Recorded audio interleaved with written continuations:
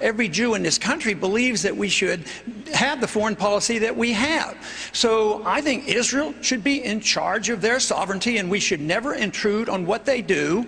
And if they want to attack Iran, we shouldn't tell them what to do or what not to do.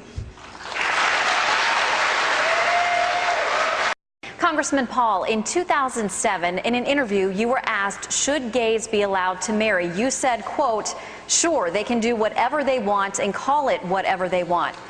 Are you advocating legalizing gay marriage in this country? Well, matter of fact, I spent a whole chapter in a new book I've written on marriage, and I think it's very important, and seeing that I've been married for 53, 54 years now, but I think the government should just be out of it. I think it should be done by the church or private contract, and we shouldn't have this argument, who's married and who isn't married. I have my standards, but I shouldn't have to impose my standards on others. Others have standards, and they have no right to impose their marriage standards on me, and I just don't like it. But if we want to have something to say about marriage, it should be at the state level and not at the federal government. Just get the government out of it. It's one area where it's totally unnecessary, and they've caused more trouble than necessary.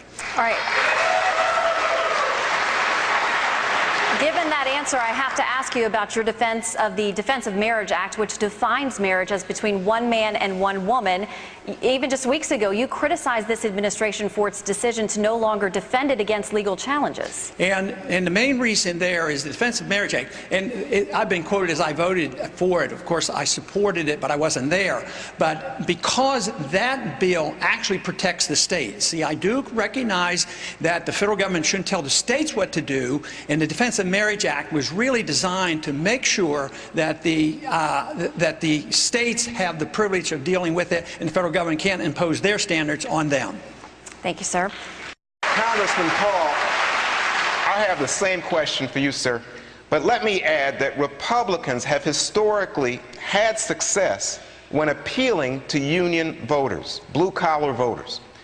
Do you see danger in the GOP alienating union members? Well, I wouldn't think so, because I think union members believe in the rule of law as well, and you can approach them in other ways. You know, I represented a farm district, and they thought you couldn't be elected if you didn't vote for subsidies, but you reach them in a different manner. But you know, when it comes to jobs, you have to just look where all the jobs are being lost. In Texas, we have a right to work state, and we have no income tax and no corporate tax. Where are the jobs coming from? Union states, because the wages are higher. Sure, they made more money when the jobs were there, but now they don't build automobiles, and we don't have steel mills anymore. So no, the union wage is an artificial wage mandated by the government under the National Labor Relations Board. The whole thing is unconstitutional. They shouldn't be telling people where to go. The Interstate Commerce Clause should be there to facilitate and allow people to move their businesses back and forth, and not to inhibit business decisions. Congressman Paul, you say that the federal government should stay out of people's personal habits. You say marijuana, cocaine, even heroin should be legal if states want to permit it. You feel the same about prostitution and gay marriage. Question, sir, why should social conservatives in South Carolina vote for you for president? Well, They will if they understand my defense of liberty is the defense of their right to practice their religion and say their prayers where they want and practice their life. But if you do not protect liberty across the board, it's a First Amendment type issue. We don't have a First Amendment so that we can talk about the weather. We have the First Amendment so we can say very controversial things.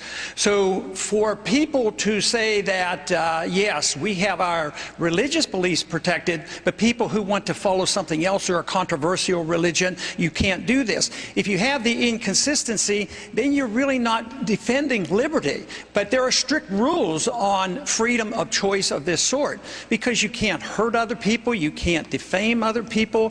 But yes, you have a right to do things that are very controversial. If not, you're going to end up with government that's going to tell us what we can eat and drink and whatever.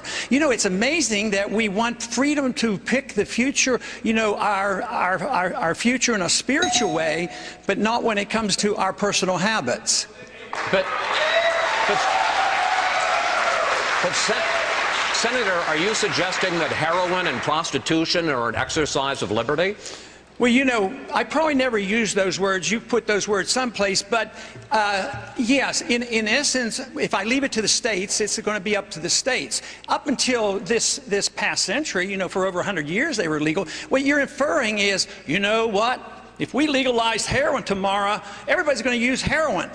How many people here would use heroin if it was legal? I bet nobody would put their hand, oh yeah, I need the government to take care of me. I don't want to use heroin, so I need these laws.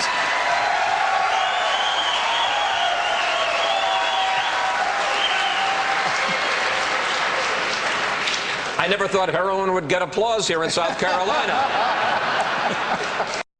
President Obama is getting a bump after the mission to kill Osama bin Laden. Some on the left are now saying President Obama is unbeatable in his re-election effort. Why are those pundits on the left wrong, and what is his biggest vulnerability? Congressman Paul. His biggest vulnerability will be the economy and high prices. He hasn't dealt with that because he doesn't understand the business cycle, as so many others don't. So the economy will be the big issue. My theory is that people vote from their bellies because it's whether they're hungry or not or have jobs and need things. That's why people vote.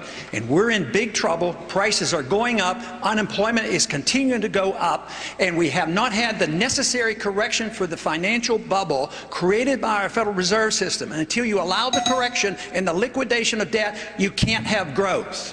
Mr. Kaine. Congressman Paul, a lot of folks consider you the founding father of the Tea Party movement. Now Congresswoman Michelle Bachmann has founded and heads up the Tea Party caucus in the House. Has she eclipsed you? Well, she's not here tonight, so she hasn't quite done that. So, we attend Tea Party meetings together, and of course the Tea Party movement was started during the last campaign when there was a special day where they raised $6 million spontaneously, and that was the beginning of it. But no, I don't feel threatened. Thank you, Congressman. The big issue today is the budget and the deficit. We approach it in Washington by looking at it as an accounting problem, and it isn't. It's a philosophic problem. Until we decide what kind of government we want and what the role of government ought to be, we can't solve it.